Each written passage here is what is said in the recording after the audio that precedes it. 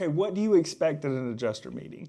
Yeah, I wanted to put a video together to kind of walk you through step by step, because from a homeowner's perspective, I know it can be kind of an intimidating thing. You've got your insurance company coming out to inspect your house to determine whether or not they're going to spend 10, 15, 20, 30, 40 grand to repair your property to its prior state. And because this is such a big event, I wanted to help homeowners understand what to expect during this process, because it's not something you need to be intimidated by.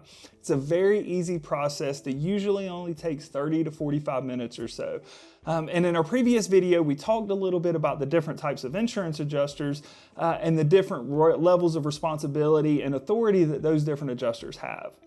But in either event, the inspector that comes out to look at the property to make an assessment is going to have a certain process that he has to go through. Obviously, he's going to come up, let you know he's there, introduce him or herself to you, and then they're going to begin the assessment. And that typically starts with a ground level inspection where they're going to walk around the house. Now, the reason they do this is because there's a few things and a few signs of collateral damage that you can see from the ground to help the adjuster know whether or not they should expect to see hail damage when they get on the roof. And it's really important during this part of the process. Hopefully they're going to be able to find some of this stuff to help them make the assessment that there was storm damage to this property. Now, one of the first things that they're going to look at are the window screens. And the reason they're looking at those is because when hail impacts window screens, it will leave small indentions in those, sometimes even poke holes through those, and that helps the home or the adjuster know that storm damage was in the area. Then they're going to check all the downspouts around the property because they want to see if there are any hail dings to those. And you can see from this picture here, that it's pretty easy to identify hail damage once you do a chalk test, but it can be difficult to see those with the naked eye without actually doing that chalk test. Then they're going to go onto the AC unit to check and see if any of the fins have been dinged. And once they've completed all of those steps and they feel like they've done a thorough assessment to the ground level of the property, then they're going to hop up on the roof. They're going to put a shingle thickness gauge on to check the thickness of the roof. They're going to lift the bottom shingle up a little bit to see, starter strip, make sure it's only a 1-layer roof, document whether it's a 2-layer roof to inspect to see if there's ice and water shield there. They're looking for drip edge, all of these things, so they have a good understanding of what roof is on and what roofing system you have installed currently, so they'll know what to write the estimate for if the roof is approved. Beyond that, before they hop on the roof, if you have any kind of gutter guards, they're going to inspect those. Similar to the downspouts, they're going to do a chalk test to see if they can identify any hail dings on those gutter guards. And then once that's complete, they're going to hop up on the roof. Again, the search for damage to soft metals is going to continue as they look at your furnace vents to see if those have got any dings on them. They're going to add up all the pipe boots, the ridge vent, all the accessories that are on the roof so they can have that documented for their report.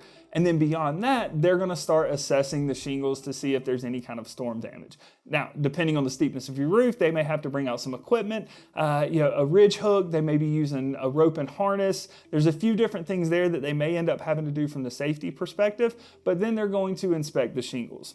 And what they're looking for is hail damage or wind damage. They're hoping to identify that in a lot of cases, but if they can find that, that means that they can pay for the roof, but they do have to find certain quantities of it. If you've only got one wind damage shingle, that's something that is likely just going to be a repair, not an entire replacement.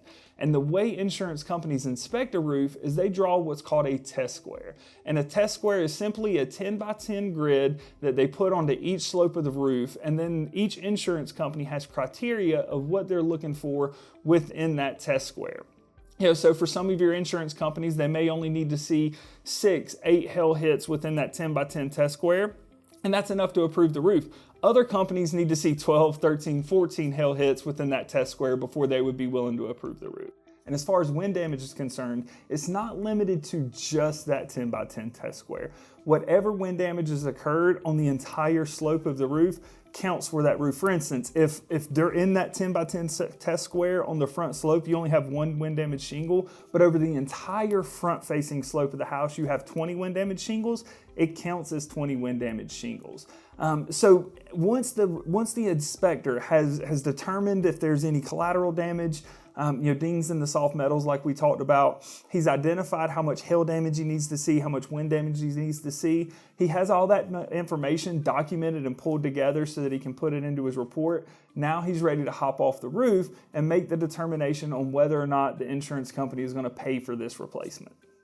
And again, there are 3 different types of insurance adjusters you may encounter at your adjuster meeting. For a little more information on that, check out our previous video of this series to gain a little insight on what to expect from those. But as far as moving forward in this process, once the adjuster has made his determination, you're most likely going to get approved, and this is going to tell you what the next steps are there. But if you happen to get denied, check out this video and we'll discuss a little bit of the options that you have to continue the fight moving forward.